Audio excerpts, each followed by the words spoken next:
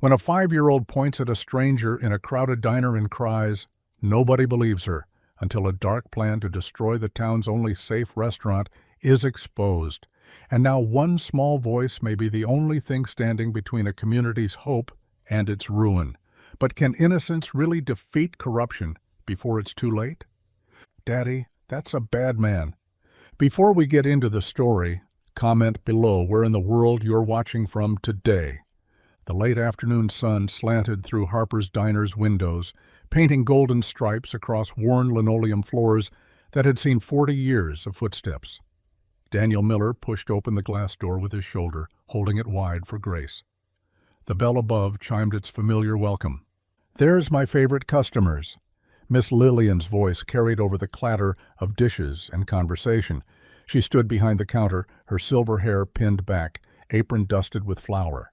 The creases around her eyes deepened as she smiled.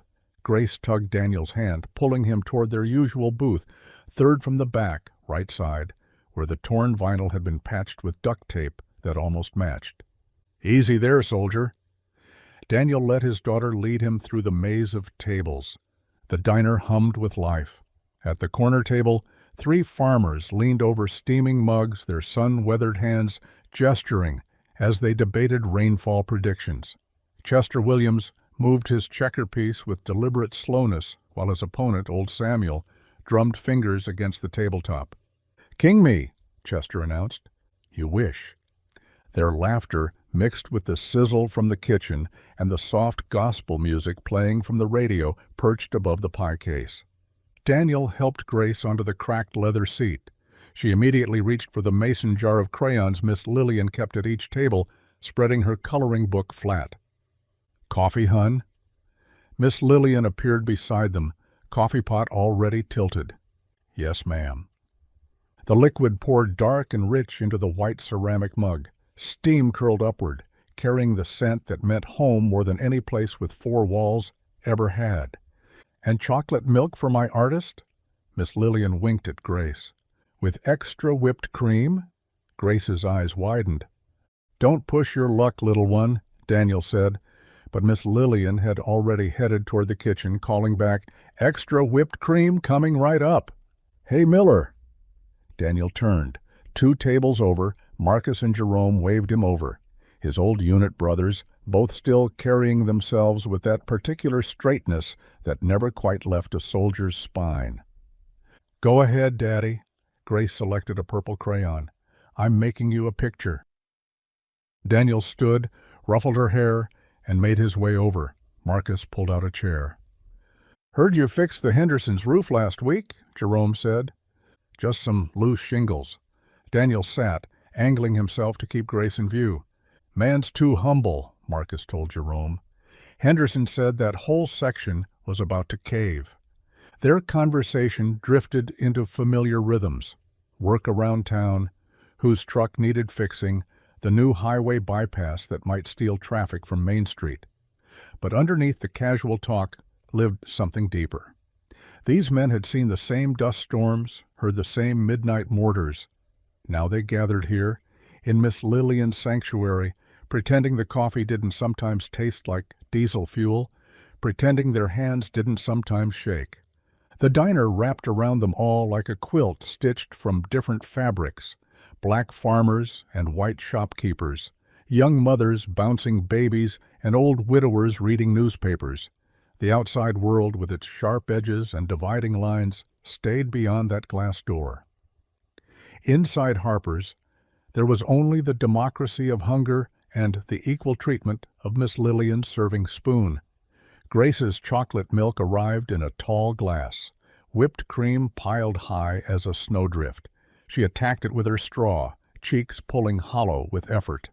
"That child's going to bounce off the walls tonight," Marcus observed. "Worth it to see her smile, Daniel said. He lifted his coffee mug, inhaling the bitter comfort of it. Through the window, Main Street drowsed in the heat. Thompson's Hardware needed new paint. The Methodist Church's steeple caught the light like a compass needle pointing toward something better. The bell chimed. Conversation didn't stop exactly. It stumbled, like a record player hitting a scratch. A man stood in the doorway, navy suit too sharp for their town, shoes that reflected the overhead lights. He carried a leather briefcase that probably cost more than most folks here made in a month. His smile stretched wide, but never touched his eyes, which moved across the diner like he was calculating the price of everything: tables, chairs, people. The stranger stepped inside. Conversations resumed, but quieter now, the way animals go still when something foreign enters their territory. Daniel's coffee mug paused halfway to his lips. Beside him, Marcus shifted in his chair. The man's shoes clicked against the floor. Click, click, click. Louder somehow than Chester moving his checker pieces, or Samuel's finger drumming, or even the gospel music that suddenly seemed very far away. Miss Lillian emerged from behind the counter, wiping her hands on her apron. "Afternoon. Sit anywhere you like." The stranger's smile widened. "Thank you, ma'am." His voice carried a practiced smoothness, like oil poured over water. Grace's crayon stopped moving. Daniel glanced at his daughter. She sat frozen, purple crayon suspended above her coloring book. Her eyes locked onto the stranger with an intensity that made Daniel's chest tighten. "Grace?" he called softly. She didn't look at him. Instead, her arm shot out, finger pointing straight at the man in the navy suit. "Daddy, that's a bad man." Her voice rang clear as the bell above the door. Every fork stopped moving. Every conversation died. Chester's checker piece clicked against the board as his hand jerked in surprise. The entire diner turned to stare at the 5-year-old girl, pointing at the stranger like she'd seen something the rest of them had missed. Heat rushed to Daniel's face. He pushed back from Marcus and Jerome's table, chair legs scraping against the floor. "I'm so sorry, sir." The words tumbled out as he crossed to Grace's booth. "Kids sometimes say things. She doesn't mean anything by it." The stranger's leather shoes carried him forward. Up close, his cologne smelled expensive, sharp enough to cut through the diner's comfortable fog of grease and coffee. He extended a manicured hand. "Randall, Mr. Randall." His handshake felt practiced, neither too firm nor too soft. "Just passing through on business." "Daniel Miller. Again, I apologize for—" "Oh, nonsense." Randall's laugh rolled smooth as syrup. Children have such wonderful imaginations. He leaned down toward Grace. She pressed herself against the booth's vinyl backing, purple crayon clutched tight. Randall's hand moved toward her head. Grace went rigid as his palm patted her hair twice, light taps that left her curls slightly mussed. "No harm done, little one." Nervous laughter rippled through the diner. Samuel's finger drumming started again. The gospel music on the radio seemed to exhale. Chester moved another checker piece, the click sharp in the settling quiet.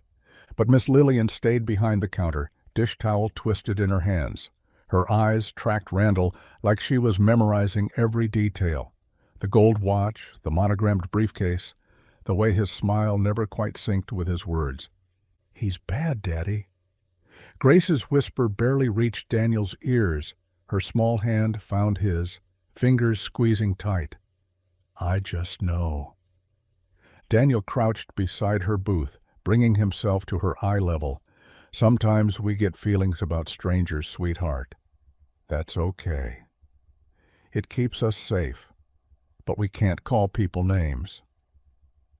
Grace's mouth set in a stubborn line that reminded him painfully of her mother, but she nodded, gaze dropping to her coloring book. Randall had already moved to a corner table, briefcase placed precisely beside him. He unfolded a newspaper, appearing absorbed, but Daniel caught him, glancing around the diner every few seconds, taking inventory. "We should finish up," Daniel said quietly. Grace pushed her half-eaten grilled cheese away. "Not hungry anymore."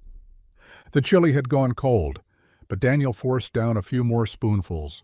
Around them, conversation gradually returned to normal volume. Marcus and Jerome discussed tomorrow's work. Chester won his checkers game. Young mothers returned to bouncing babies, but something had shifted, like a guitar string tuned just sharp enough to set teeth on edge. Daniel left money on the table, adding an extra $1 he couldn't really afford.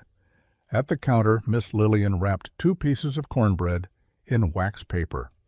"For breakfast," she said, pressing the package into his hands. "Miss Lillian, you don't have to—" Hush now. Her eyes darted toward Randall's corner table, then back. "You take care, walking home." Strange thing to say. They lived only 6 blocks away, on streets Daniel had walked his whole life, but something in her tone made him pocket the cornbread without argument. "Say goodbye to Miss Lillian, Grace." "Bye, Miss Lillian." Grace's voice came out small. "Thank you for the chocolate milk." "Any time, baby girl." The bell chimed their departure. Outside, the evening air wrapped around them, thick with humidity and the sweet scent of Mrs. Patterson's gardenias 3 doors down.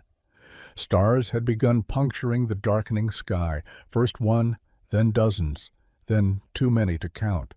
Grace's hand stayed locked in his as they walked. Her Mary Janes clicked against the sidewalk, 1-2, 1-2, keeping time with his longer stride. "Daddy?" "Yeah, baby." That man touched my head. Something cold settled in Daniel's stomach. "I know. Sometimes adults do that, like when Mrs. Henderson pats your cheek." Not like Mrs. Buzz Henderson. Grace's fingers tightened around his. His hand felt empty. They passed the Methodist church, its steeple now a dark finger pointing at stars. The hardware store's windows reflected their passing shadows. Every familiar sight should have been comforting, but Daniel found himself checking over his shoulder. The street stretched empty behind them. Grace had done this before. Little moments that made his skin prickle, like when she'd told Jerome his mama was sick 2 days before Jerome got the call about her heart attack, or when she'd refused to get in Tom Bradley's truck last month, crying until Daniel agreed to drive her to school instead. Tom's brakes had failed that morning on Highway 41. If Grace had been with him, Daniel had grown up in churches where people spoke of gifts of the Spirit. Prophecy, wisdom, discernment. He'd never paid much attention to that talk. But Grace saw things, not the future exactly, more like the truth of now, stripped of all the polite coverings adults wrapped around themselves. "Tell me about the bad man," Daniel said softly. Grace considered, her face serious in the streetlight's glow. "He smiles wrong. Like how the fox smiled at the chickens in my picture book before he ate them." The cold in Daniel's stomach spread. Their small rental house appeared ahead, porch light glowing yellow against the dark. Safe, normal, far from men in navy suits with empty hands and fox smiles. But Daniel couldn't shake the feeling that Grace had seen something true, something the rest of them had missed in their rush to smooth over the awkward moment. He glanced back once more. The street remained empty, for now. The next evening found Daniel flat on his back beneath Harper's kitchen sink, wrench in hand, grease staining his work shirt. Above him, Miss Lillian hummed an old hymn while she cleaned the stovetop. "That joint's been leaking for weeks," she said. "Kept meaning to call someone, but you know how it is." Daniel knew. Money stretched thin as tissue paper, every repair pushed back until it couldn't wait anymore. Almost got it. He tightened the coupling, tested it. No drip. Should hold now. In the dining room, Grace sat in a corner booth, making her Raggedy doll dance across the table. She'd named it Sarah, after her mother. The doll's yarn hair had been braided and rebraided so many times it barely held together, but Grace loved it fierce. "Sarah says the pie smells good," Grace called out. "Tell Sarah she's got a good nose," Miss Lillian called back. "Apple cinnamon, fresh this morning." Daniel slid out from under the sink, wiping his hands on a rag. The kitchen smelled like heaven, butter and cinnamon and something savory from the pot of greens simmering on the back burner. This place had fed him since he was Grace's age. His mama had brought him here after church on Sundays, back when $1 could buy a full meal and sweet tea. "Let me get that trash for you," Daniel said, noticing the overflowing bin. "You've done enough." It's no trouble." He hefted the black bag, heavy with the day's scraps. The back door stuck like always. Daniel shouldered it open and stepped into the alley, Moths danced around the single bulb above the dumpster. The air had cooled some, bringing relief from the day's heat. He'd just tossed the bag when voices drifted from the parking lot, low, tense. Daniel eased along the building's edge until he could see around the corner.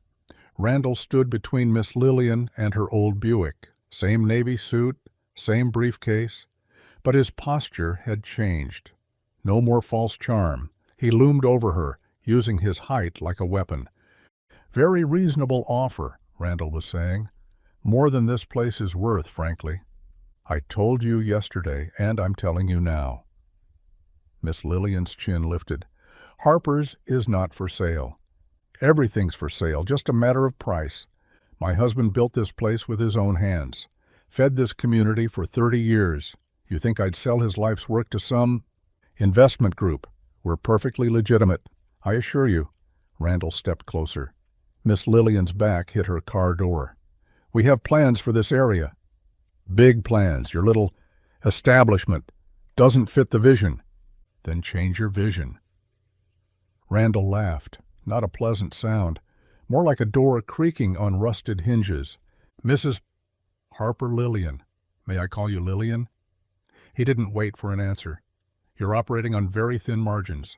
I've done my research. One health code violation, one failed inspection, one complaint to the right people. And this place closes. Permanently. You threatening me? Offering you an opportunity. Take the money. Retire comfortably. Or ... quote, he shrugged. Watch everything your husband built get condemned. Torn down anyway. While you get nothing." Daniel's hands clenched into fists. Every instinct screamed to move, to put himself between Randall and Miss Lillian. But something held him back. Maybe the calculated coldness in Randall's voice. Maybe the way he'd said, "the right people," like he had them in his pocket already. Or maybe it was remembering Grace's words, "That's a bad man. Bad men didn't fight fair." "You got 1 week to reconsider," Randall said. "After that, things get complicated."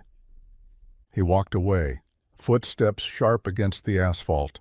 A black sedan waited at the lot's edge, engine running. Randall climbed in and the car pulled away, taillights disappearing into the dark. Miss Lillian sagged against her Buick, hand pressed to her chest. Daniel wanted to go to her, but that would mean admitting he'd been listening. Instead, he slipped back through the alley, through the sticky back door, into the kitchen. His hands shook as he washed them in the sink he'd just fixed. "Daddy?" Grace stood in the doorway, doll tucked under her arm. "Sarah says we should go home now." "Sarah's right." He found Miss Lillian coming through the front door, keys jangling. Her face had aged 10 years in 10 minutes. "We're heading out," Daniel said carefully. "You need anything else before we go?" "No, baby. Y'all get home safe." Her smile barely reached her cheeks, nowhere near her eyes. "Here, take some pie for breakfast." She wrapped 2 thick slices in foil. Daniel wanted to refuse. She'd given them so much already. But something in her face stopped him, like she needed to give it, needed to do this normal thing. "Thank you, Miss Lillian." "Thanks, Sarah, for keeping me company," she said to Grace. "Sarah says you're welcome. And she says..." Grace paused, head tilted like she was listening. "She says, don't be scared. Good is stronger than bad." Miss Lillian's eyes filmed with tears. She bent and kissed Grace's forehead. "You tell Sarah she's absolutely right." Outside, Daniel carried Grace on his hip, her weight familiar and comforting.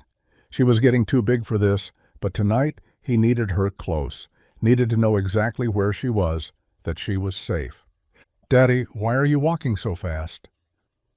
He slowed, forced his breathing steady. "Sorry, baby. Just tired." But his eyes kept scanning the shadows between streetlights, looking for black sedans, for men in navy suits. At home, he triple-checked the locks, drew the curtains tight. Grace fell asleep quick, curled on her side with Sarah clutched against her chest. Daniel lay beside her, staring at the ceiling's water stains. "Daddy, that's a bad man." She'd known. Somehow his 5-year-old daughter had looked at Randall and seen what none of them had, seen the threat beneath the surface, the fox smile before it ate the chickens. Harper's Diner was more than a restaurant. It was where white folks and black folks ate side by side, where nobody cared about your last name or your bank account, where Miss Lillian fed people who couldn't pay, where old men found company and young mothers found help. If Randall destroyed it— Daniel's jaw clenched. Number. He wouldn't let that happen. But how did you fight a man who had the right people in his pocket? Who could make a health inspector appear from nowhere? Who could condemn a building with a phone call? Grace stirred in her sleep, mumbling something he couldn't catch. Daniel smoothed her hair, careful not to wake her. Tomorrow he'd start asking questions. Quiet questions. Find out who Randall really was, who these investors were. Maybe talk to Jerome and Marcus, see what they'd heard. Tonight, though, he kept watch, listening for engines in the dark, for footsteps that didn't belong, protecting what was his to protect. The hardware store smelled like sawdust and motor oil, same as always. Daniel picked through a bin of screws, pretending to search for a specific while Jerome Matthews leaned against the counter nearby. Heard that Randall fellow's been sniffing around, Jerome said, voice low enough that old Pete at the register couldn't hear. Same thing happened over in Millbrook last year. Daniel's fingers stilled on the metal. What happened in Millbrook? Murphy's General Store. Been there 60 years. Health department shut them down. Rats, they said. Funny thing, nobody ever saw no rats before or after. 3 months later, luxury townhomes going up where Murphy's used to be. And Randall? Jerome spat tobacco juice into his cup. His signature was on them development papers. Made himself a pretty penny, I reckon. The screws clinked as Daniel dropped a handful into a paper bag. His chest felt tight, like before a firefight overseas, that familiar dread when you knew something bad was coming but couldn't see from where. Appreciate you telling me. Daniel. Jerome's weathered hand caught his arm. Man like that got connections. Be careful. At church, the whispers followed him through the fellowship hall like smoke. Sister Evelyn pulled him aside near the coffee pot, her voice barely a breath. Saw Randall having lunch with Councilman Burke yesterday. Thick as thieves, those two. Burke Daniel knew the name. Everyone did.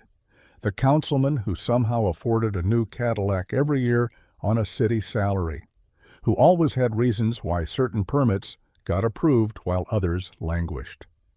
You sure? Clear as day. At that fancy steakhouse on Magnolia, Randall had paper spread all over the table. Maps looked like.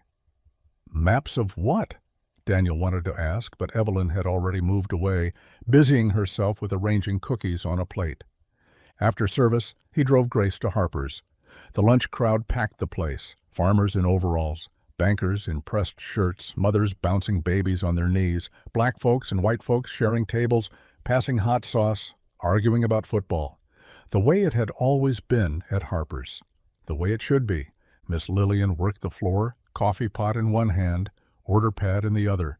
But Daniel saw the strain around her eyes, the slight tremor in her smile. Grace, why don't you color at the counter? Miss Betty will get you some juice. He found Miss Lillian in the kitchen, leaning against the walk-in freezer. Her shoulders shook. Miss Lillian? She straightened quick, dabbing her eyes with her apron. Just taking a minute. I heard some things. About Randall. Her laugh came out bitter. Which things? That he's done this before? That he's got Burke in his pocket? Or that he called again this morning, offering even less money than yesterday? All of it. She sank onto a milk crate, suddenly looking every one of her 68 years. Harold built this place with his own hands. Every booth, every table, said he wanted somewhere folks could just be folks, you know? No colored section, no white section, just people eating good food together. Daniel crouched beside her. We won't let him take it. How? You gonna fight City Hall? Fight whoever Randall's got behind him? Tears rolled down her dark cheeks. I'm just one old woman with a restaurant. What chance I got against all that? You're not alone. Aren't I? Folks whisper, but who's going to stand up when push comes to shove, when their own businesses might be next? Through the service window, Daniel could see Grace at the counter carefully coloring within the lines. She looked up, caught his eye, and waved. So trusting, so sure her daddy could fix anything. "Daddy, we can't let him take it." Grace stood in the kitchen doorway, juice box in hand. How long had she been listening? "Baby, this is grown-up talk." "Sarah says the bad man wins when good people don't help each other." She walked over and took Miss Lillian's hand in her small one. "We'll help." "Won't we, Daddy?" Miss Lillian pulled Grace into a hug, crying freely now. Daniel's throat burned. "Yeah, baby, we'll help." That evening, they ate in the diner's back room. Fried chicken, greens, cornbread that melted like butter on the tongue. The front dining room had closed, but Daniel couldn't bring himself to leave Miss Lillian alone. Not tonight. Grace dozed on the wooden bench, Sarah tucked under her chin. Miss Lillian pushed green beans around her plate. My Harold would have known what to do. He had a way with people. Could talk sense into anybody. "Tell me about him." A real smile touched her lips. "Stubborn as a mule. Said I was crazy, wanting to serve soul food to white folks back in '72. But I told him food don't see color. Good cooking brings people together. You were right. We were right together." She reached across the table, squeezed his hand. Her palm felt paper-thin but warm. "Daniel, I need someone strong beside me. Can't do this alone." He squeezed back, feeling the weight of her trust. The weight of the whole community that ate at these tables, that found something here they couldn't find anywhere else. "You're not alone, Miss Lillian, I promise." But even as he said it, he wondered how he'd keep that promise. How did regular people fight money and power and men who destroyed communities for profit? Grace stirred, mumbling in her sleep. Good is stronger. Maybe she was right. Maybe good was stronger. Daniel just hoped it was strong enough. The lock clicked shut behind them. Miss Lillian tested the door twice, habit from 40 years of closing up. Daniel hoisted Grace higher on his hip, her head heavy against his shoulder. "Get some rest, both of you." Miss Lillian's voice carried exhaustion. "Tomorrow's another day." Daniel started toward his truck, then stopped. A black sedan sat across the street, engine off, windows dark. The streetlight caught the outline of a man's profile. Watching. "Miss Lillian, wait." She turned, followed his gaze. Her hand found Daniel's arm. "That's his car, Randall's." The sedan's headlights flicked on, cutting through the darkness. The engine purred to life. Randall rolled down his window just enough for them to see his smile before pulling away, slow and deliberate, "Making sure we know he's watching." Miss Lillian's voice shook. Daniel walked her to her old Buick, waited until she drove off before buckling Grace into her car seat. His daughter stirred but didn't wake. The whole drive home, he checked his mirrors. No black sedan, not tonight. But the message was clear. Grace's scream ripped through the pre-dawn quiet. Daniel stumbled from his bed, nearly tripping over yesterday's work boots. He found her sitting up, tears streaming down her face. Sarah clutched tight. "Baby, what's wrong?" "The bad man." Her whole body trembled. He was taking everyone's food. All the tables were empty, and everyone was crying. And Miss Lillian couldn't cook anymore because he took all the pots and... "Shh, it's just a dream." He pulled her close, felt her heart hammering against his chest. Just a bad dream. But what if he really does it? What if he takes Harper's away and nobody can eat together anymore? The innocence of it gutted him. In her 5-year-old mind, the worst thing wasn't losing property or money. It was losing the place where people shared meals, where lonely folks found family, where her daddy's friends told funny stories over sweet tea. "He won't, baby. I won't let him." "Promise?" He kissed the top of her head. "Promise." But lying there in the gray morning light, his daughter's nightmare felt too much like prophecy. After dropping Grace at kindergarten, Daniel headed to Harper's. The breakfast rush had started, but something felt off. Fewer cars in the lot, empty tables that should have been full. He found Miss Lillian outside, staring up at the neon sign. Half the letters had gone dark overnight. "Worked fine yesterday." She didn't look at him. 40 years, never had a problem. Now, suddenly, Daniel grabbed the ladder from his truck. Could just be old wiring. Could be. But they both knew better. He climbed up, opened the access panel. The wires hadn't aged out or burned through. They'd been cut, clean, deliberate snips. Son of a... He caught himself, remembering Miss Lillian below. Someone tampered with it. Course they did. Her voice held no surprise, only resignation. First the threats, then the watching, now this. He's telling me what comes next if I don't sell. Daniel descended the ladder, anger burning in his chest. Below them, the town moved through its morning routines. People who'd eaten at Harper's for decades, people who'd celebrated birthdays here, held wakes here, fallen in love over Miss Lillian's peach cobbler.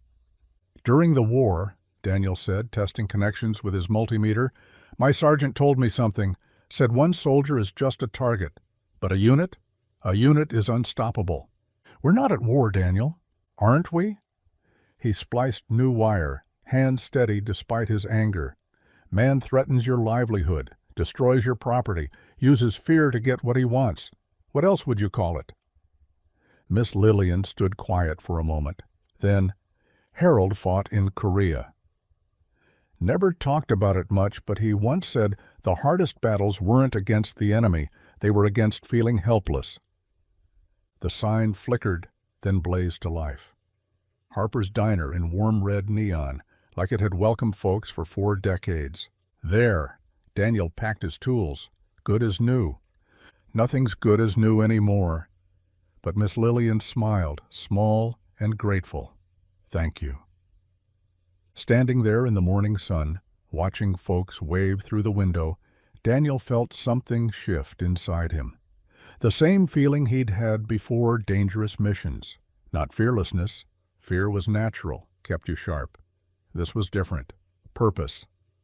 Miss Lillian, how many people eat here regular? Couple hundred, maybe more. And how many of them know what Randall's trying to do? Some? Word gets around. Then we need word to get around faster, louder. Daniel watched a family pile out of their minivan, kids racing to the door. One soldier is a target, but a community? That's an army. Daniel Miller, what are you planning? He thought of Grace's nightmare, of empty tables and stolen food, thought of Randall's sedan lurking in the dark, thought of all the towns that had already lost this fight. I'm planning to fight back, the right way, the only way that matters, together. Miss Lillian studied him, this quiet man who fixed her equipment and raised his daughter alone and never asked for more than he earned. Your Grace was right. You're a good man, Daniel Miller. Just a man who's tired of bullies winning. That night, after tucking Grace in, after checking the locks twice, Daniel stood at his bedroom window. No black sedan tonight, but it would be back. Men like Randall didn't give up easy. Neither did soldiers. Neither did fathers. Neither did communities that had something worth fighting for. He made his vow in the darkness, quiet but iron strong. Harper's Diner would stand for Grace, who needed to grow up in a world where good people protected each other. For Miss Lillian, who'd spent 40 years feeding anyone who walked through her door. For the town itself, which found its heart at those worn Formica tables. Randall had money and power and corrupt allies. But Daniel had something stronger. He had something worth protecting. The morning sun caught the frost on Grace's breath as they walked to school. She swung Daniel's hand, humming some tune she'd learned yesterday. Daddy, why does the bad man want Miss Lillian's restaurant? Daniel searched for words a 5-year-old could grasp. Sometimes people want things that aren't theirs. They think money makes it okay to take them. That's stealing. It's complicated, sweetheart. No, it's not. Grace stopped walking, looked up at him with those clear eyes that saw through adult excuses. Taking what's not yours is stealing. You taught me that, from the mouths of babes. At the school gate, Miss Rebecca waved from the playground. Grace ran to her, backpack bouncing. The teacher caught Daniel's eye, concern written across her face. News traveled fast in small towns. "I heard about Harper's," Rebecca said, walking over. "About that developer." Words getting around then. "My grandmother ate there every Sunday for 30 years, right up until she passed." Rebecca's jaw tightened. "That place matters." Daniel nodded toward the school. "You free tonight? We're having a gathering at Harper's. Could use folks who understand what we're fighting for." "I'll be there." Harper's smelled like fresh cornbread and strong coffee when Daniel arrived. Miss Lillian stood behind the counter polishing glasses that already gleamed. "Can't sit still," she admitted. "Keep thinking about tonight. Folks will come. What if they don't? What if everyone's too scared of Randall and his connections?"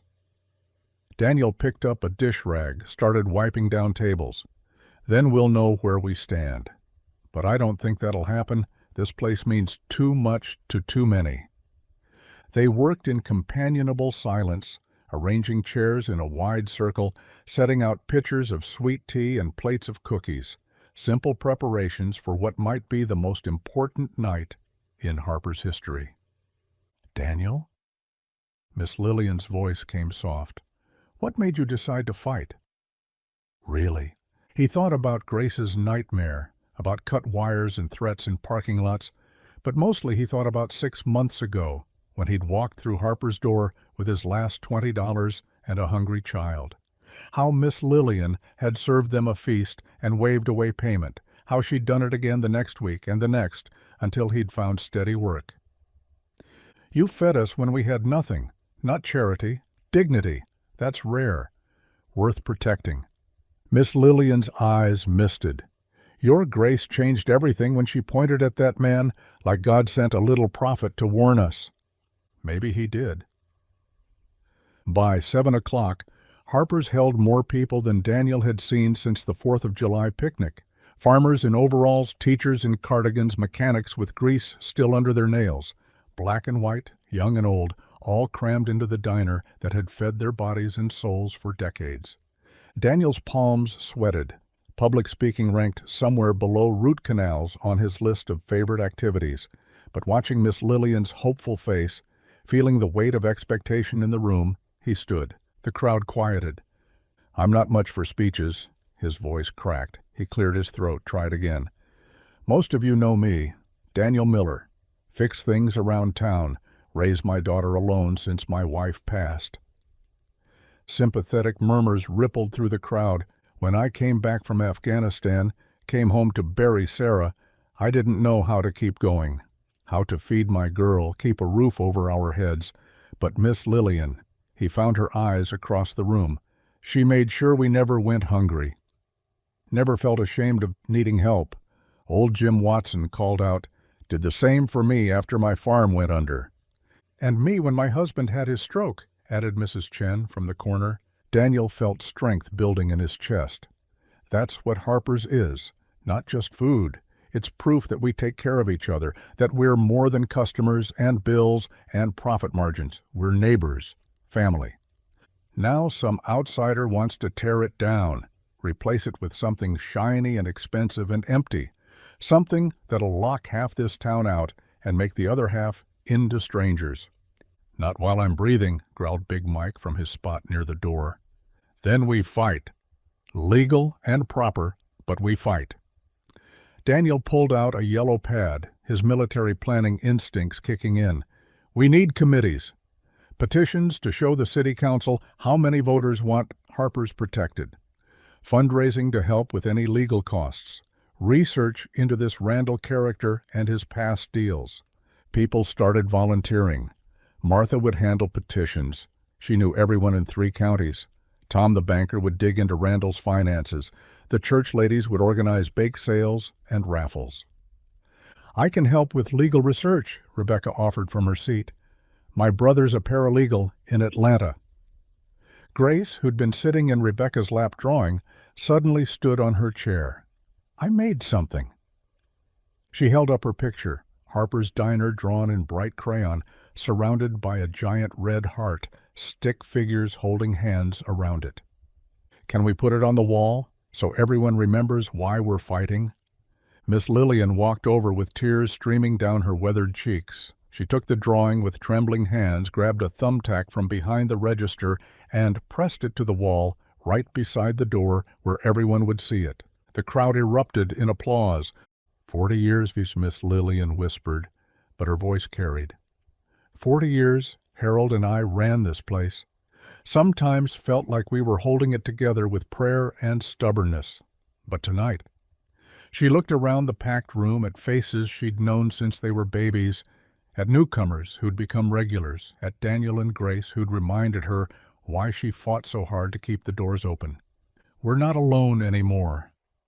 And in that moment, with Grace's drawing on the wall and the whole town crammed into her diner, Miss Lillian Harper looked less like a woman under siege and more like a general who'd just discovered her army. The bell above Harper's door barely stopped ringing for 3 straight days. Every booth filled before the breakfast rush ended, every stool at the counter claimed by noon.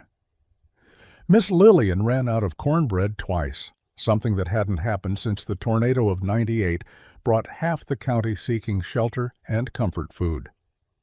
Daniel arrived early Thursday morning to find a line already forming outside. Old Mr. Peterson, who hadn't set foot in Harper's since his wife died 2 years back, stood third in line, clutching his weathered hat. "Figured it was time," Peterson mumbled when Daniel opened the door for him. "Martha would have skinned me alive for not supporting Lillian." By the time Miss Lillian flipped the sign to open, 20 people waited on the sidewalk. She pressed her hand to her chest, overwhelmed. "Lord have mercy. Daniel, we're going to need more eggs." Daniel spent the morning hauling supplies from his truck, fixing a temperamental freezer, and bussing tables when the regular girl got overwhelmed.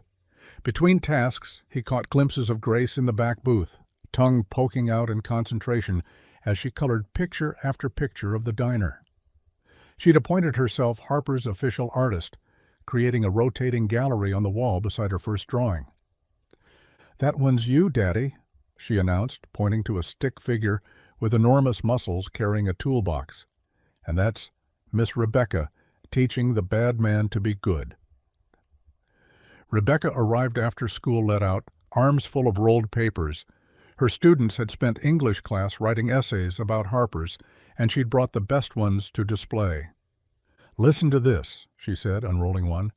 "Harper's Diner is more than food. It's where my grandpa proposed to my grandma in 1962, where my parents had their first date, where I celebrated making the honor roll.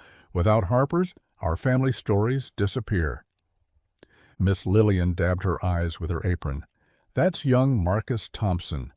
I remember his grandparents' engagement party, served them my special coconut cake. They spent the afternoon taping essays to the windows, creating a patchwork of memories and declarations. Customers stopped to read them, often adding their own stories on napkins and receipt backs. Friday afternoon brought unexpected visitors. A woman in pressed slacks and a neat blazer entered, notebook in hand, photographer trailing behind. "I'm Sarah Chen from the County Gazette.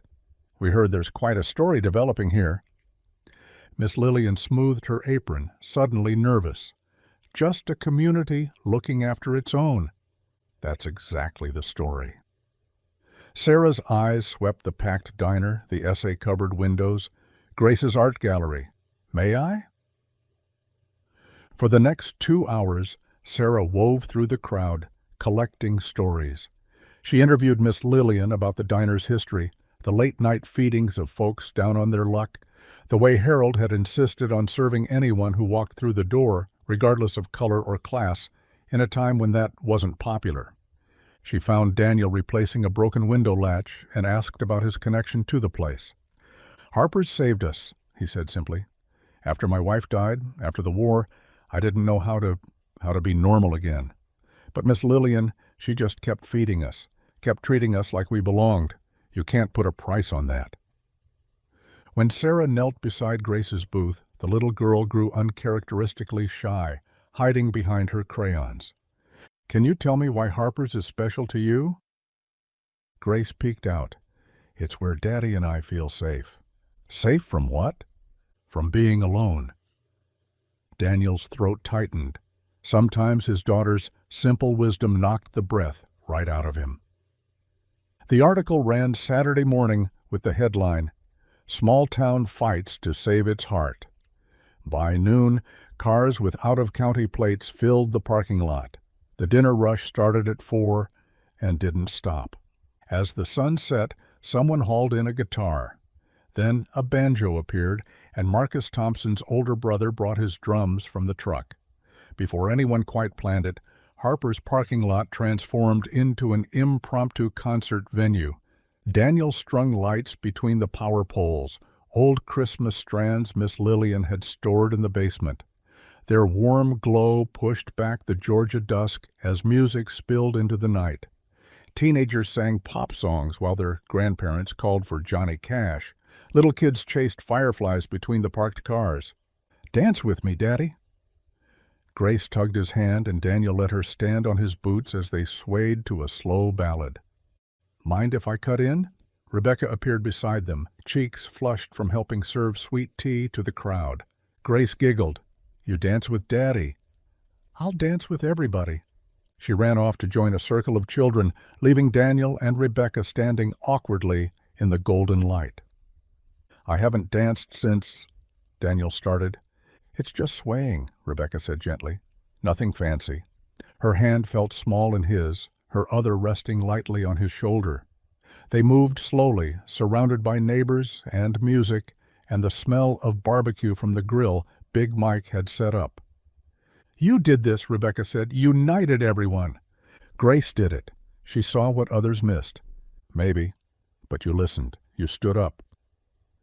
The song ended, but they stayed close for a moment longer.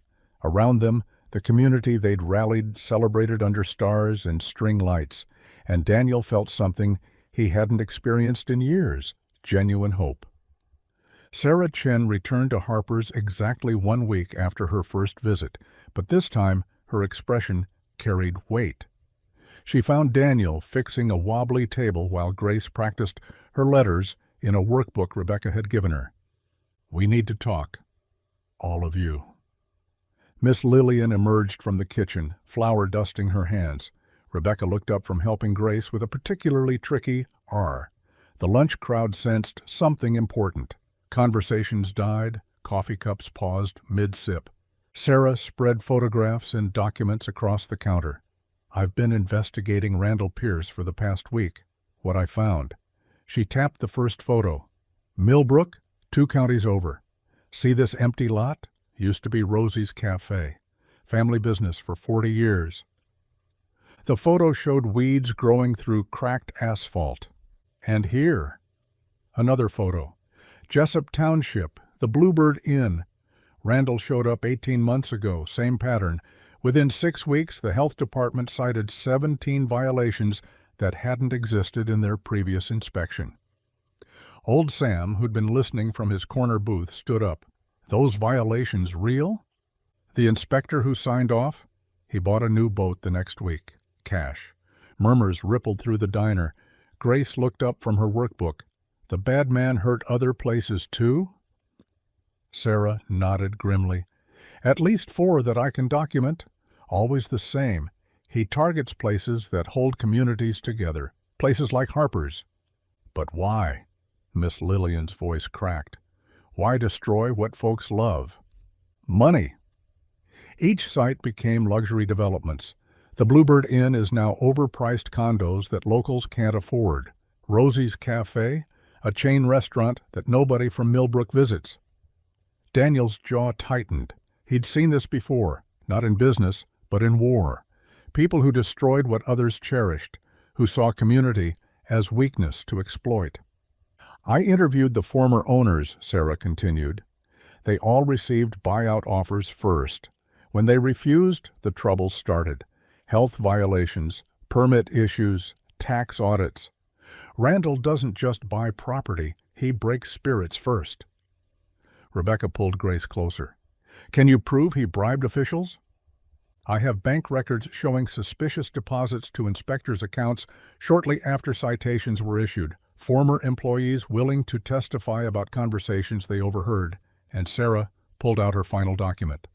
A recorded conversation between Randall and a city councilman in Jessup, discussing compensation for cooperation. The diner erupted. Anger, fear, and determination collided in a chorus of voices. Miss Lillian had to ring the old ship's bell behind the counter 3 times to restore order. "When will you publish?" Daniel asked. "Monday morning, front page. But I wanted you to know first." Sarah gathered her papers. "Harper's is different from the others. You're fighting back. You're organized. In my article, I'm calling this the line in the sand. If Randall can't break Harper's, his whole scheme unravels." Word spread faster than kudzu in July. By evening, Harper's overflowed with supporters, some from neighboring towns who'd lost their own beloved spots to development. The Millbrook folks drove an hour to shake Miss Lillian's hand, to promise they stood with Harper's. Grace perched on the counter, swinging her legs, a chocolate milkshake in front of her that 3 different customers had insisted on buying. She wore her victory like a crown, grinning at everyone who passed. "My daddy's brave," she announced to anyone listening, "and Miss Lillian makes the best pie in Georgia." Daniel watched his daughter hold court, her earlier shyness forgotten, in the glow of community triumph. The weight he'd carried since hearing Randall's threats began to lift. They had evidence now. They had support. They had a fighter in Sarah Chin who wouldn't let the truth stay buried. Big Mike fired up the grill again, declaring dinner on the house for anyone who'd driven from out of town. The Thompson brothers hauled their instruments back out. Mrs. Washington from the church choir started a gospel number that had half the crowd clapping along. "Never seen anything like this," Rebecca said, sliding beside Daniel at the counter. "The whole county's here." Grace started it all. "That's a bad man. Kids see truth so clearly. She gets that from her father. You see what needs protecting." Their shoulders touched as they watched the celebration. Grace had abandoned her milkshake to dance with a group of children, chocolate on her chin, joy radiating from every movement. Miss Lillian emerged from the kitchen with a fresh peach cobbler, tears streaming down her face. Happy tears this time. "Harold would have loved this," she said. "All these folks, all this life in his diner." As closing time approached, though nobody seemed interested in leaving, Daniel found himself believing for the first time that they might actually win. The evidence was damning. The community stood united. Randall's pattern of destruction would be exposed for everyone to see. He whispered to Rebecca, "Maybe we really can win this." She squeezed his hand, her fingers warm and certain. "We already have. Look around. This is what Randall can't buy or break. People who refuse to let go of what matters." Grace ran over, breathless from dancing. "Daddy, everyone's so happy." "They are, sweetheart." "Because the bad man's going away?" Daniel lifted her up, felt her small arms wrap around his neck. "Because good people stood together." The celebration continued past closing, spilling into the parking lot under the stars. 2 days passed in cautious celebration. Monday's newspaper hit the stands with Sarah's exposé plastered across the front page. Harper's hummed with customers, reading the article over coffee, pointing at damning paragraphs, shaking their heads at Randall's trail of destruction. Then Tuesday arrived with a government sedan. Daniel spotted it first through the window, official plates, tinted windows, pulling up alongside a police cruiser. His coffee mug froze halfway to his lips. "Miss Lillian," he called, but she'd already seen them. The inspector walked in like he owned the place, thin balding, carrying a clipboard thick with forms. 2 officers flanked him, hands resting on their belts. The breakfast crowd fell silent. "Health and safety inspection," the man announced, not bothering with pleasantries. "Everyone needs to clear out while we conduct our assessment." "You can't just—" Miss Lillian started. "Ma'am, we've received multiple complaints. This is a mandatory inspection. Please step aside." The officers moved forward, herding confused customers toward the door. Forks clattered onto plates. Half-eaten meals sat abandoned. Grace pressed against Daniel's leg as they were pushed outside with the others. The inspector moved through Harper's like a surgeon with a scalpel, finding wounds nobody knew existed. He photographed a hairline crack in the kitchen tile, measured the gap beneath the back door, tested every outlet with some device that beeped accusations. "The wiring in the west wall doesn't meet current code," he announced loudly enough for the gathering crowd to hear. "Paint's chipping near the freezer, lead hazard. 3 violations in the men's bathroom alone." Miss Lillian followed him, voice rising. "This building's been here since 1962. It's grandfathered in." "Not anymore. New county ordinances passed last month," he scribbled furiously. "You should have received notice." "I never got any notice." The inspector ignored her, continuing his destruction with pen and paper, each mark on his clipboard another nail in Harper's coffin. The crowd outside grew, word spreading through town like wildfire. Rebecca arrived from school, still in her teaching clothes. Big Mike stood with his arms crossed, face dark with anger. The Thompson brothers clutched their guitar cases like weapons they didn't know how to use. After an hour that felt like a year, the inspector emerged. He slapped an official notice on the door, bright red, impossible to miss. "This establishment is hereby closed pending correction of all violations. Minimum fine of $10,000 if you attempt to operate before meeting compliance standards." "10,000?" Miss Lillian's voice broke.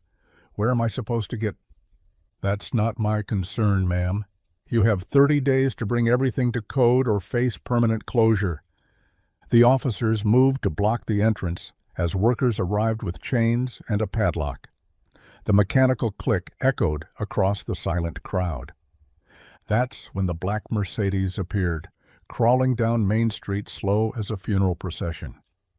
Randall sat in the back, window down, surveying his handiwork. He didn't hide his satisfaction, let it spread across his face like oil on water. His eyes found Daniel in the crowd, held his gaze, and his lips curved into something that wasn't quite a smile. The car passed without stopping, leaving exhaust and devastation in its wake. "No," someone whispered, then louder, "No, this ain't right." But the officers stood firm, the chains stayed locked, and the bright red notice fluttered in the morning breeze like a flag of surrender. Grace tugged Daniel's shirt. "Daddy, he's winning." The words hit harder than any punch he'd taken in combat. His daughter's small voice carried the weight of every promise he'd made, every assurance that good people could beat bad men if they stood together. "Inside, everyone needs to disperse," one officer announced. "This is a lawful closure." But nobody moved. They stood frozen, staring at the chains binding their sanctuary. Miss Lillian sank onto the bench out front, the same bench where Harold used to sit and watch sunsets. Her hands shook as she held the violation notice. Rebecca sat beside her, arm around the older woman's shoulders. 30 years, Miss Lillian whispered. 30 years since Harold died, and I kept his dream alive. Now it's gone." "It's not gone," Rebecca said, but her voice lacked conviction. The crowd began to fragment. Some drifted to their cars. Others stood in small groups, voices low and angry. The breakfast rush that should have filled Harper's with warmth and chatter instead dispersed into the morning like smoke. Daniel felt his knees wanting to buckle, the weight of failure pressed down, not just his own, but the community's. They'd rallied, they'd fought, they'd believed, and Randall had crushed them with paperwork and badges. Grace's small hand found his, her fingers cold despite the warming day. "Daddy." He looked down at her upturned face, saw his own defeat reflected in her eyes. "We'll fix this," he said, but the words felt hollow as the locked diner behind them. Big Mike approached, voice gruff with emotion. "This ain't over. We'll raise the money, fix whatever needs fixing." "With what?" someone called out. 10,000 just to start, then who knows how much for repairs. And you know they'll find more violations. They always do when someone wants you gone. The truth of it settled over them like fog. This wasn't about code violations. Never had been. Daniel stared at the chains on Harper's door, each link a reminder of his powerlessness. They met at the back door after sunset, Daniel using the spare key Miss Lillian had given him months ago. The chains out front couldn't stop them from entering through the kitchen, though technically they were breaking the law just being there. The diner felt wrong in darkness. Without the overhead fluorescence, without the neon glow from the sign, it became a cavern of shadows. Their footsteps echoed on linoleum that usually hummed with conversation. Miss Lillian ran her fingers along the counter, past the coffee machine that would brew no more morning comfort, past the pie case that sat empty as a broken promise. The smell of that morning's bacon still hung in the air, ghost of a meal that would never be finished. She stopped at Harold's photograph on the wall. His smile, frozen in black and white, seemed to mock her now. 30 years. Her voice cracked like old wood. 30 years I kept this place running. Through the recession, through the pandemic, through Harold getting sick and leaving me alone, but I couldn't stop this. The tears came then, silent at first, then in waves that shook her whole body. She pressed her palm against the photo glass. I failed you, Harold. Failed everyone. Daniel moved toward her, but his legs felt heavy. What comfort could he offer? He'd promised to protect this place, rallied the town with grand speeches about standing together. Now those words tasted like ash. You didn't fail anyone, he managed, but the words rang hollow in the empty diner. Didn't I? Miss Lillian turned, mascara running rivers down her cheeks. Look around, Daniel. Look at what's left of Harold's dream. Rebecca sat on one of the stools, shoulders sagging. The journalist.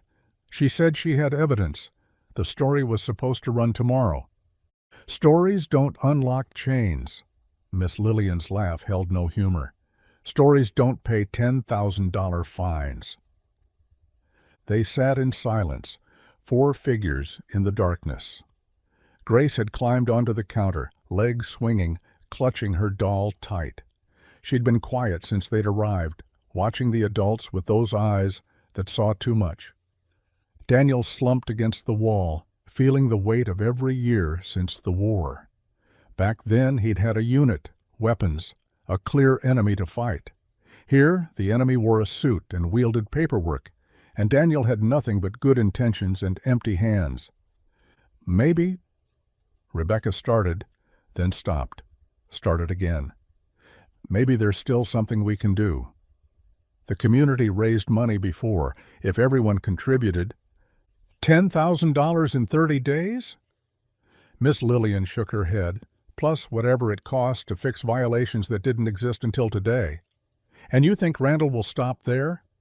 He'll find more violations, more fines. He has the whole system in his pocket. The truth of it settled over them like dust. Outside a car passed, headlights sweeping briefly through the windows before plunging them back into darkness. Daniel thought of all the meals eaten here. Grace's first solid food had been mashed potatoes from Harper's kitchen. The night after the funeral, when he couldn't face cooking, couldn't face anything, Miss Lillian had simply placed a bowl of soup in front of him and held his hand while he cried. This place had held them all. Grace's small voice cut through the silence. Daddy? Daniel looked at his daughter, perched on the counter like a tiny guardian of a fallen kingdom. Why do bad men win? The question hung in the air. Daniel opened his mouth, closed it. What could he tell her? That sometimes evil wore expensive suits and had the law on its side? That good people could fight and lose? That her warning, the one that started all this, had been right but ultimately powerless? I don't know, sweetheart. Grace studied him with those solemn eyes. You said if we stuck together, we could beat him. I know what I said. So were you wrong? Each word landed like a physical blow. Daniel felt Rebecca watching him, felt Miss Lillian's grief filling the space, felt his daughter's faith crumbling like old mortar. Maybe I was. Grace nodded slowly, processing this failure of the adult world. She hugged her doll tighter and looked around the darkened diner, at the empty booths where families had laughed, at the silent jukebox that would play no more songs, at the kitchen where no more comfort would be cooked. It's cold in here, she whispered. It was. Without the warmth of the ovens, Without the body heat of a crowded dinner rush, Harper's had become a tomb. Daniel stared through the window at the neon sign, dark against the night sky. The heart of the town had stopped beating. Tomorrow, people would drive past and see those chains, that red notice, and know that Randall had won. Other businesses would fall in line, afraid to be next. The town would change, piece by piece, until nothing remained of what they'd tried to protect. He wondered how many more defeats he could endure, how many more times he could look his daughter in the eye and pretend there was still hope, how many more promises he could break. The darkness pressed in, heavy and final. Morning light crept through the kitchen window, finding Daniel hunched over cold coffee. His eyes burned from a night spent staring at the ceiling, replaying every moment since Grace first pointed at Randall, every decision that led them here. Grace sat across from him, crayons scattered across the scratched table. She worked with unusual focus, tongue poking out between her teeth as she colored. The scritch-scratch of wax on paper filled the silence between them. Daniel watched her small hands move. Even now, after everything, she found ways to create. While he wallowed in defeat, his 5-year-old daughter kept going. "What are you drawing, sweetheart?" She didn't look up. Something important. Another minute passed. Green crayon, then black, brown for something in the corner. Daniel rubbed his face, feeling the stubble and exhaustion. He needed to get them both dressed, figure out breakfast, pretend life continued even with Harper's locked and chained. Done. Grace pushed the paper across the table. Daniel pulled it closer, expecting the usual: rainbow houses, stick-figure families, maybe a sad picture of the diner. Instead, his breath caught. She'd drawn Randall. The sharp suit was there, rendered in black crayon with surprising detail. But it was what he held that made Daniel's pulse quicken. A briefcase, open, with papers spilling out, papers covered in circles that might be seals, rows of numbers, official-looking squares and lines. "Grace," his voice came out rough. "What is this?" That's what I saw. The night I told you he was bad." Daniel set down his mug carefully. "Tell me exactly what you saw." Grace looked up, those serious eyes meeting his. "He was showing papers to someone." "By the window booth. You were talking to Mr. Carl about fishing, so you didn't see. But the briefcase was open on the table, and there were lots of papers with special stamps, red ones and gold ones, and numbers in boxes." "Stamps? Like official seals?" She nodded. "Like on the important mail you keep in the drawer, but different. And there were pictures of buildings, not Harper's. Other places." Daniel's exhaustion evaporated. He leaned forward. "Did you see anything else? Names? Words?" Grace scrunched her face, thinking hard. There was a word at the top of one paper. Started with a D. Deed? Like in my reading book. Deed of something. Deed of sale, deed of transfer, legal documents. And the man he was showing them to, what did he look like? Bald, wearing one of those ties with stripes. He kept nodding and pointing at different papers. City Councilman Turner. Had to be. Turner, who'd been photographed with Randall last month at that development conference. Daniel stood so fast his chair scraped against the linoleum. Grace startled. "Did I do something wrong?" "No."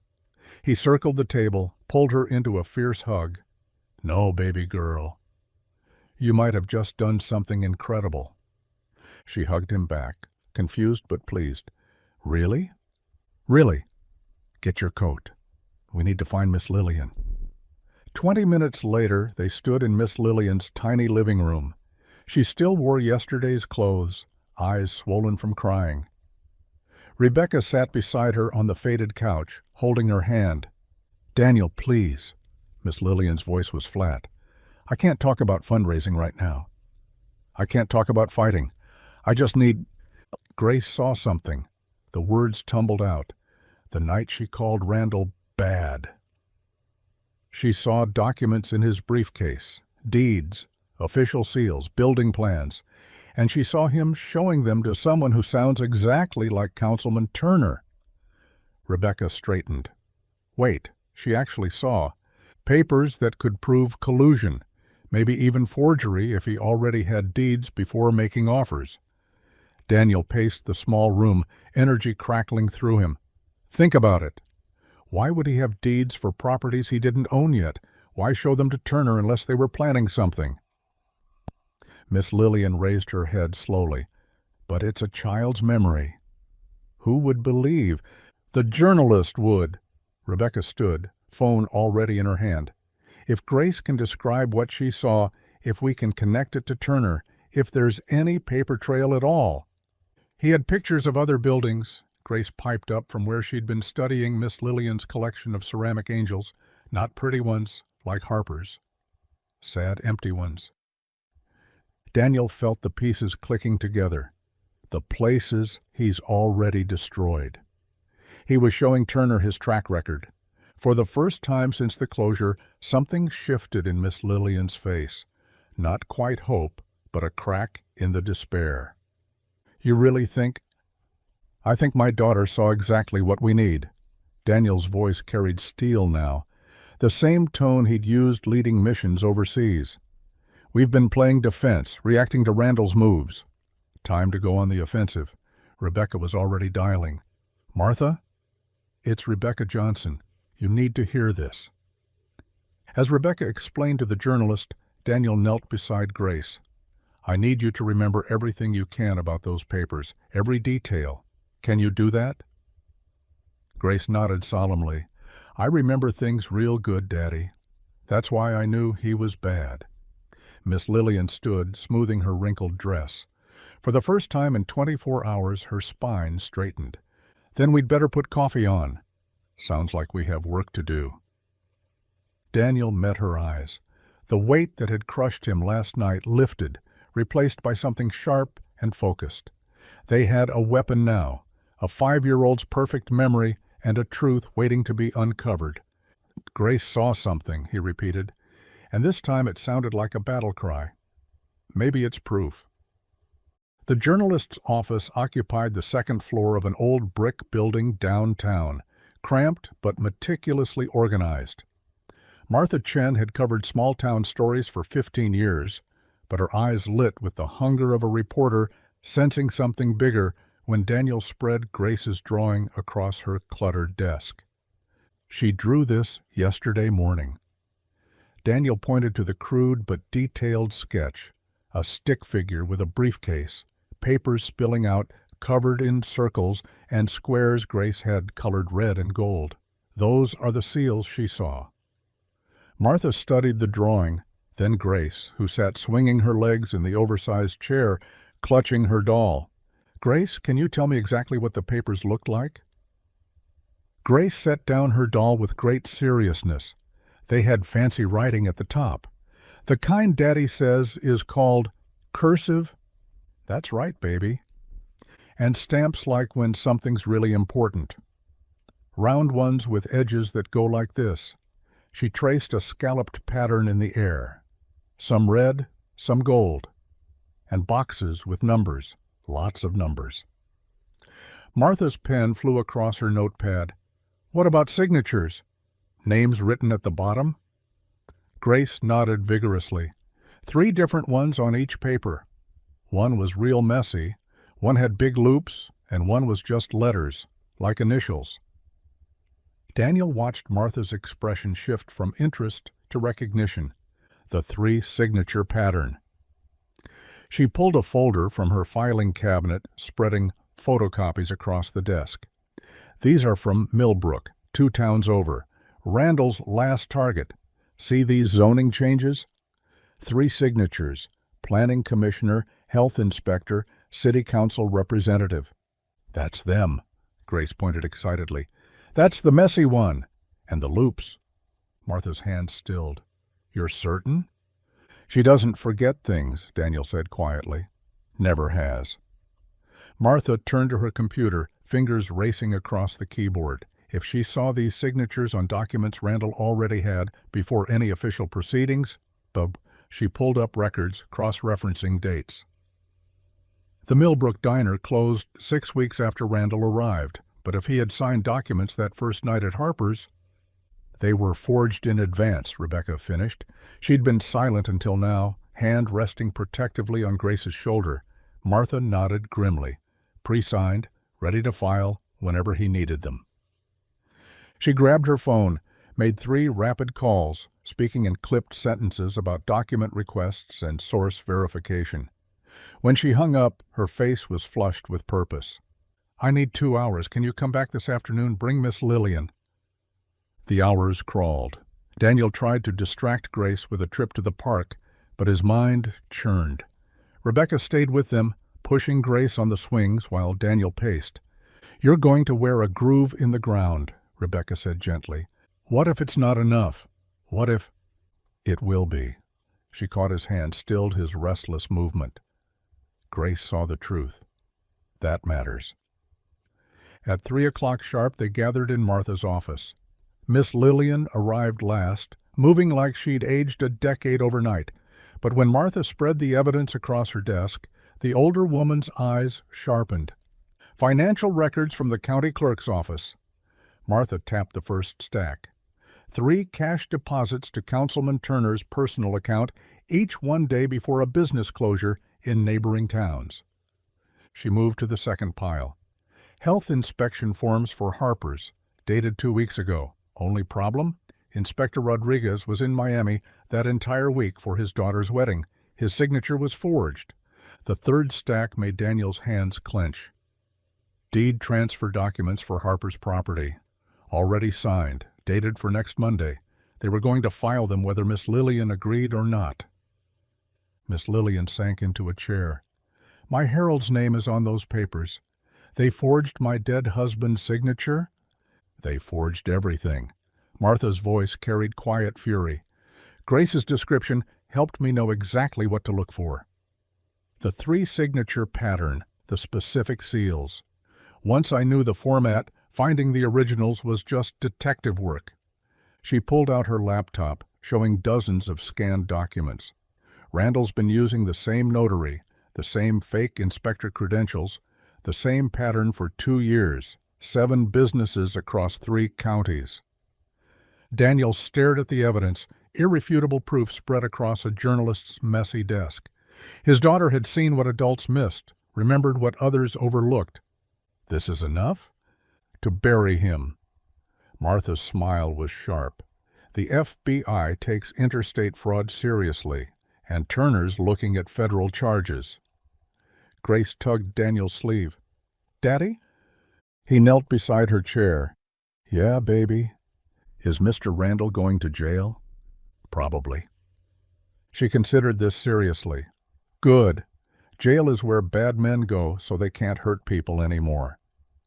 The simple truth of it hit the room like a thunderclap. Miss Lillian made a sound between a laugh and a sob, pulling Grace into a fierce hug. "Out of the mouths of babes," she whispered. Martha was already typing. "The story runs tomorrow morning. Front page. I've got contacts at the state papers, too. This goes wide." Rebecca squeezed Daniel's shoulder. "You did it." Grace did it. He watched his daughter beam under Miss Lillian's embrace, her little face bright with pride. "See, Daddy?" Grace's voice carried across the small office, clear and certain. "I told you he was bad." Daniel kissed the top of her head, breathing in her little girl's smell of crayons and strawberry shampoo. "You did, baby." "You told us all." The town hall hadn't seen this many people since the flood of '98. Every seat filled, folks standing 3 deep along the walls, spilling into the hallway. The air crackled with anger, barely held in check. Daniel stood near the back with Grace on his hip, her small arms wrapped around his neck. Rebecca pressed close in the crush of bodies. Up front, Randall lounged in his chair like he owned the place, whispering to his slick Atlanta lawyer. Mayor Thompson banged his gavel repeatedly. "Order." "We'll have order." The crowd settled to a low rumble. Martha stepped to the podium, manila folders thick in her arms. Camera flashes popped from the state reporters who'd descended like locusts once word spread. 3 weeks ago, a little girl said something that made me investigate Mr. Randall Pierce. Martha's voice carried clear and strong. What I found should disturb every person in this room. She laid out the first document on the overhead projector. Randall's lawyer started to object, but Martha cut him off. Exhibit 1. Cash deposits to Councilman Turner's account. The numbers glowed on the screen. $5,000, $7,500, $10,000. Each deposit made the day before a small business mysteriously failed inspection. Turner, sitting with the counsel, went white as paper. Exhibit 2. Martha changed the slide. Health inspection reports for Harper's Diner, supposedly filed 2 weeks ago. One problem: Inspector Rodriguez was documented in Miami that entire week. She clicked through vacation photos Rodriguez had posted on social media, his daughter in her wedding dress. Date stamps clear as day. The crowd stirred. Someone shouted, "Liar!" at Randall. The lawyer stood, voice smooth as oil. These are merely allegations. Exhibit 3. Martha's next slide killed his words. Deed transfer papers for Harper's Diner, pre-signed, predated, including the forged signature of Harold Harper, who passed away 2 years ago. The room erupted. People surged to their feet, shouting over each other. The mayor's gavel was useless against the roar. Miss Lillian rose from her seat slowly, like she was pulling herself up from deep water. The crowd noticed, quieted. She walked to the podium, each step measured, dignified, despite her worn dress and tired eyes. "My Harold and I opened Harper's 37 years ago." Her voice shook, then steadied. "We served our first meal to a mixed-race couple when that was still dangerous. We fed families who couldn't pay during the plant closures. Every Thanksgiving, every Christmas, our doors stayed open for anyone alone." She turned to face Randall directly. "Harper's is more than a diner. It's where this town remembers we belong to each other, where color doesn't matter, money doesn't matter, only that you're hungry and need a place to rest." Her voice rose, gaining power. "You thought you could steal that, thought we were just another small town to bulldoze. But you made one mistake. You threatened our home, and no one," she stepped closer to Randall, "no one will take that from us." The auditorium thundered with applause. People stamped their feet, whistled, called out, "That's right!" and "Tell him, Lillian!" Daniel passed Grace to Rebecca and made his way forward. Other veterans fell in beside him: Tom from the hardware store, Marcus, who ran the garage, old Eugene in his wheelchair. They formed a line behind Miss Lillian. "I fought overseas to protect freedom," Daniel said when the noise died down. "Never thought I'd need to fight for it here. But Randall Pierce represents everything soldiers stand against: corruption, greed, crushing the weak for profit." Tom stepped forward. "Harper's fed my family when I came back from Iraq with nothing." Marcus added, "Only place in town my daughter could have her integrated prom dinner without anyone causing trouble." One by one, people stood to testify: teachers, farmers, shop owners, teenagers, elderly folks leaning on canes, each with a story about Harper's, about community, about why one diner mattered so much. Randall's lawyer tried repeatedly to speak, to object, to redirect. The crowd drowned him out every time. Randall himself grew paler with each testimony, his smug confidence cracking like ice in spring. Sheriff Briggs had been standing quietly by the door, 2 deputies beside him. As the testimonies wound down, he walked forward, boots heavy on the wooden floor.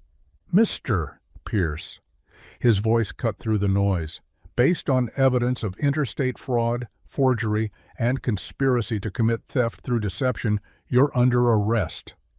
The lawyer jumped up. "This is highly irregular." "So is forging dead men's signatures." Briggs nodded to his deputies. They flanked Randall, who stood slowly, his perfect composure finally shattered.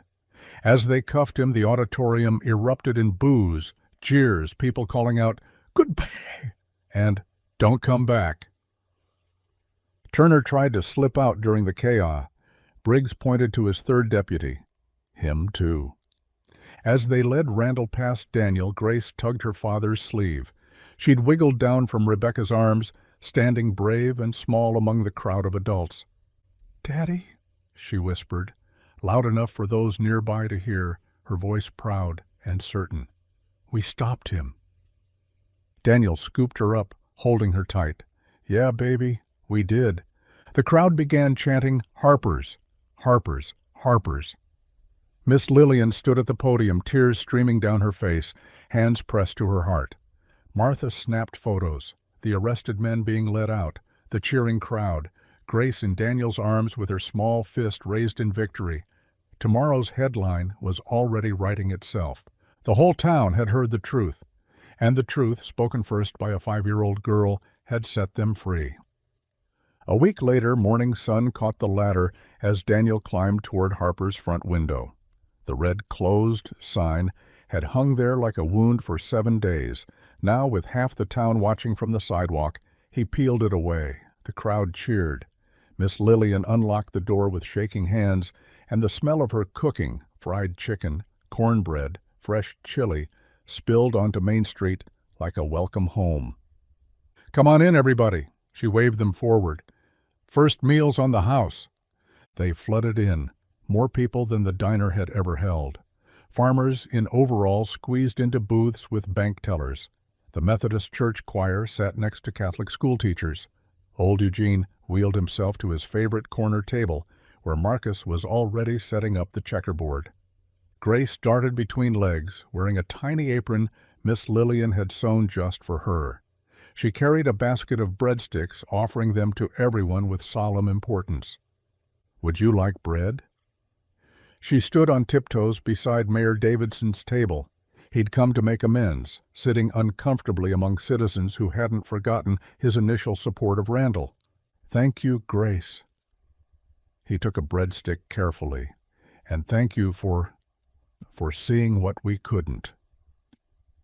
She tilted her head. Grown-ups don't always pay attention. Laughter rippled through nearby tables. The mayor flushed, but nodded. In the kitchen, chaos reigned gloriously.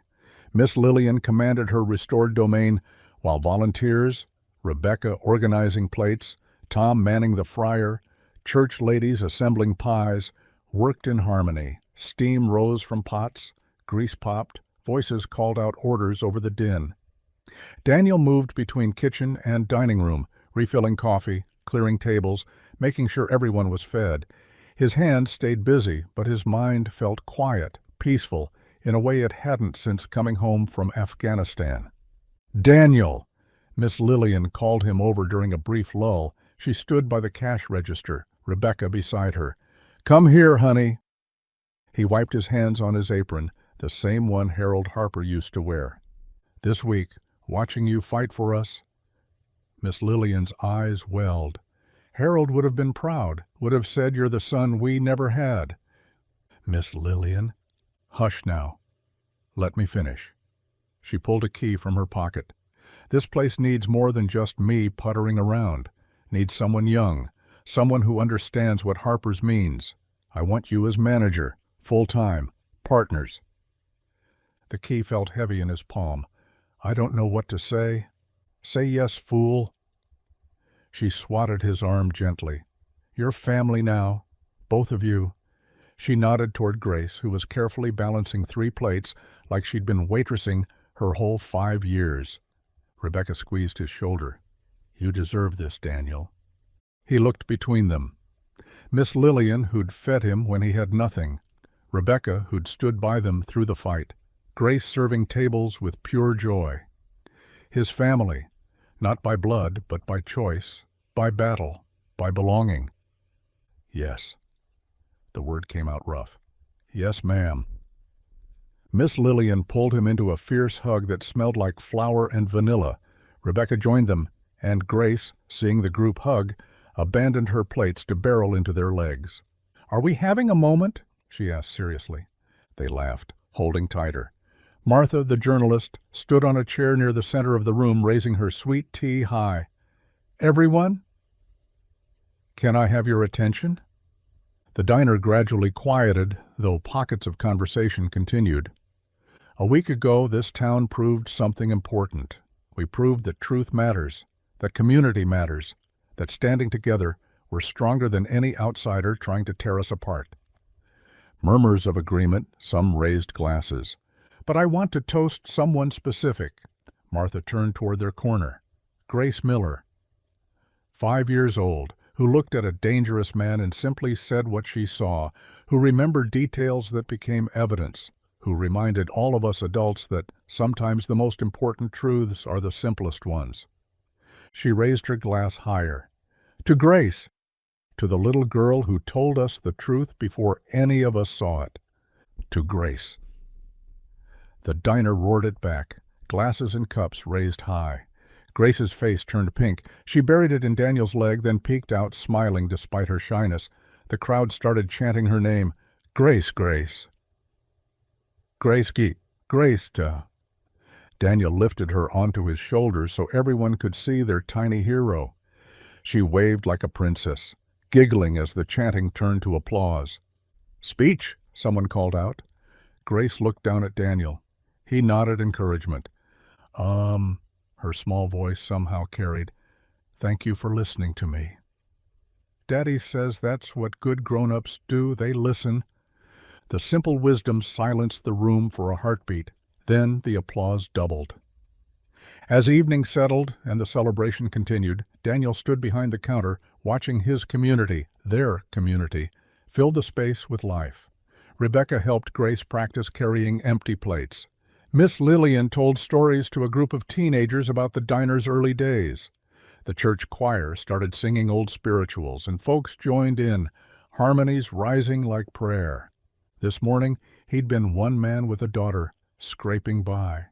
Tonight, he was a manager, a partner, surrounded by chosen family and purpose. Grace ran over, tugging his apron. Daddy, are you happy? He knelt to her level, studying her face. The face that had seen danger when everyone else saw opportunity, that had spoken truth when silence would have been easier. Yeah, baby, I'm happy. Good. She kissed his cheek. Can I have pie now? He laughed, standing and taking her hand. Let's get you the biggest slice. They walked toward the pie counter together, through their diner, through their home, through the place they'd saved because she'd been brave enough to point and say what needed saying. The last car pulled away from Harper's parking lot, taillights disappearing into the Georgia night. Daniel turned the lock on the front door, the click echoing in the sudden quiet.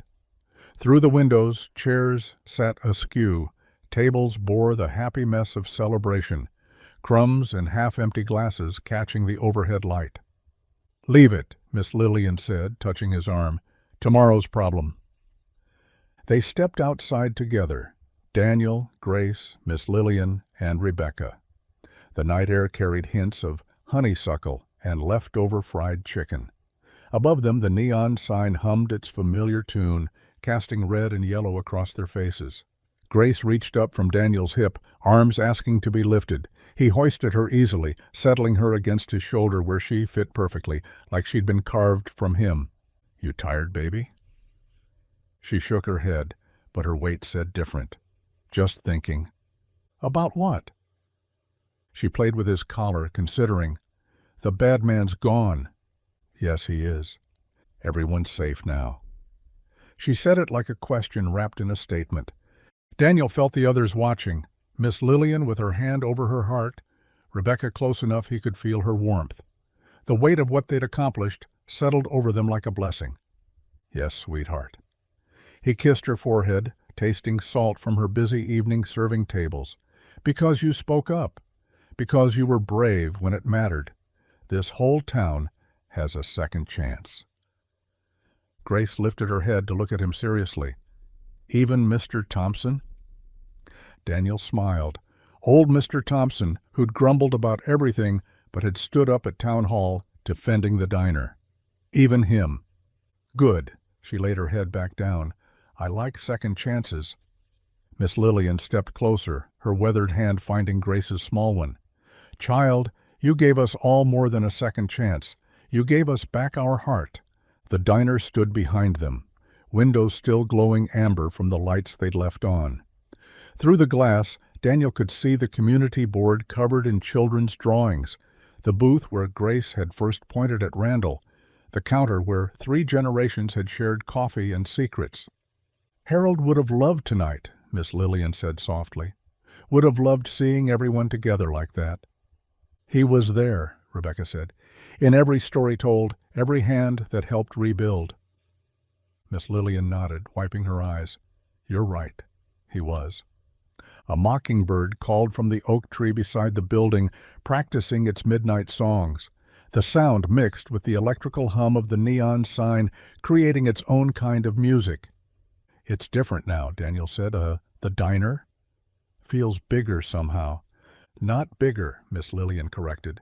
Stronger. Like it's been tested and held. Grace yawned against his neck. Can we come back tomorrow? Every day if you want, Daniel said. It's ours to take care of now. All of ours, Rebecca added, her hand finding Daniel's free one.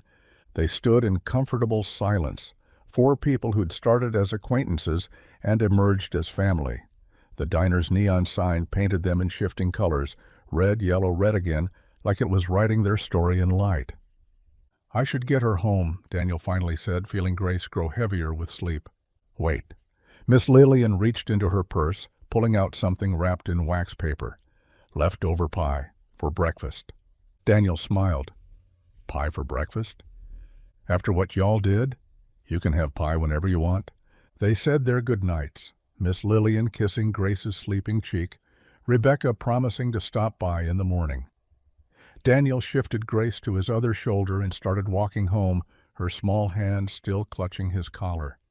Behind them, Harper's Diner stood illuminated against the darkness, not just a building anymore, but proof. Proof that ordinary people could stand against wrong. Proof that truth, even from the smallest voice, could topple giants. Proof that community was more than a word. It was showing up, speaking out, refusing to let go. Grace stirred as they turned onto their street. Daddy? Huh? Yeah, baby? Tomorrow can I help make the biscuits? Sure, Miss Lillian will teach you. Good. She settled again. I want to learn everything, so when I'm big, I can run it too. Daniel's throat tightened. When I'm big. She had a future now, a place that would be there for her. They all did. Their little house came into view. Front porch light on like always. But it looked different tonight. Not like a refuge from the world, but part of something larger.